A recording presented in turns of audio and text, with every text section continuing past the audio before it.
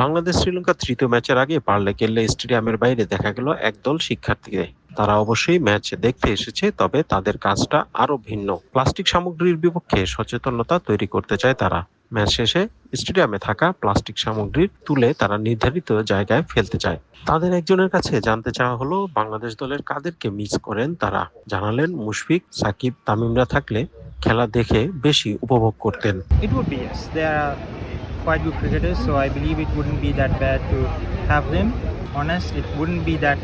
It would be bad because the scores are quite tied up right now in the series, and it would be a bummer, but it's what it is.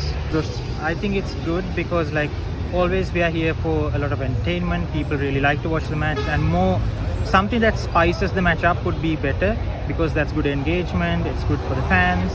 It's also just obviously it's nothing that's like disrespectful, so we don't think it's going to be that much of an issue. We'd like to have it.